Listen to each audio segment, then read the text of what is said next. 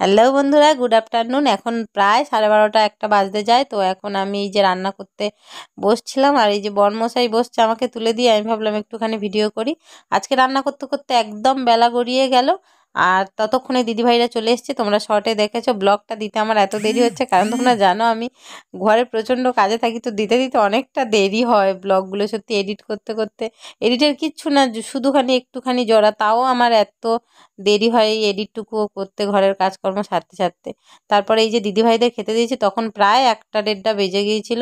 আর বেশি কিছু রান্না করতে পারিনি। মাছের ঝাল করেছিলাম, মাংস, ডাল, আলু ভাজা, পাঁপড় ভাজা, এইটুকুনি করেছিলাম। আর বেশি কিছু করতে পারিনি, অনেক বেলা হয়ে গেছিলো তো তাই।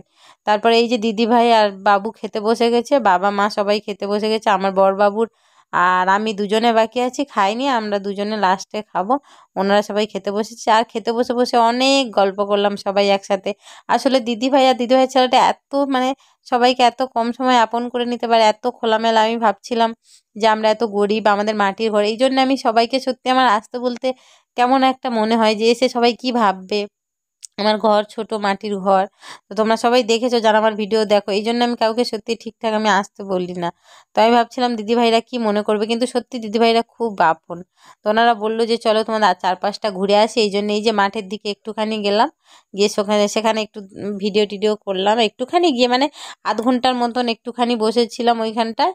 বসে থাকার পরে তারপরে আবার এই যে বাড়ির দিকে রওনা দিয়েছি, দিয়ে দশভুজা দশ সহস্রশালিনী মধু কয়টভ সংহারিণী।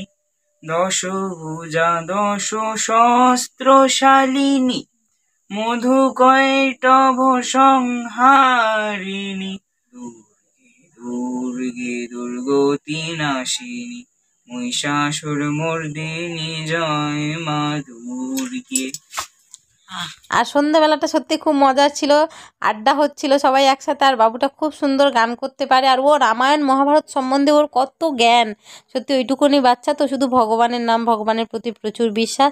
আর আমি এই যে সন্ধ্যাবেলা বসে পড়েছি লুচি করতে। আজকে সন্ধ্যাবেলা তরকারিপত্র অনেক ছিল, তাই জন্য শুধু লুচিটাই করেছিলাম। আর এই যে সন্ধ্যাবেলা আবার সবাই খেতে বসে পড়েছি।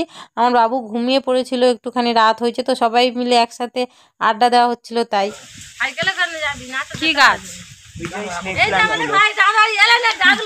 এইটার পিছনে পরে আসি, আবার যখন আসবো তখনই আসবো।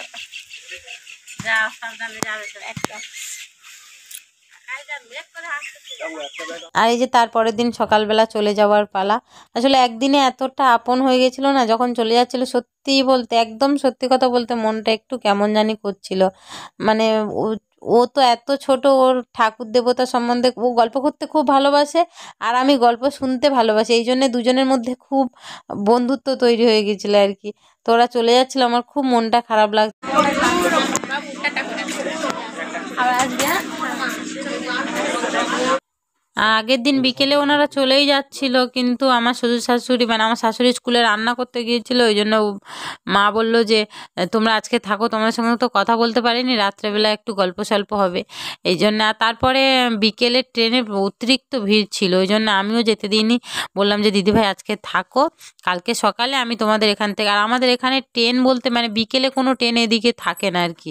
সকালে 3টে ট্রেন দাঁড়ায়, আর বিকেলে 3টে, মানে সকালে এখান থেকে কলকাতার দিকে যায় 3টে ট্রেন, আর বিকেলে এদিকে থেকে যায় 3টে। এইভাবেই ট্রেন থাকে, আর ট্রেন থাকে না। এই জন্য আমি ওনাদেরকে বিকেলেই এই ট্রেনে তুলে দিলাম। আর তারপর ওনাদের ট্রেনে তুলে দিয়ে বাড়ি আসতে আসতে প্রায় সন্ধে হয়ে গেল। আর তোমরা সবাই সুস্থ থেকো, ভালো থেকো, দেখা হচ্ছে পরে।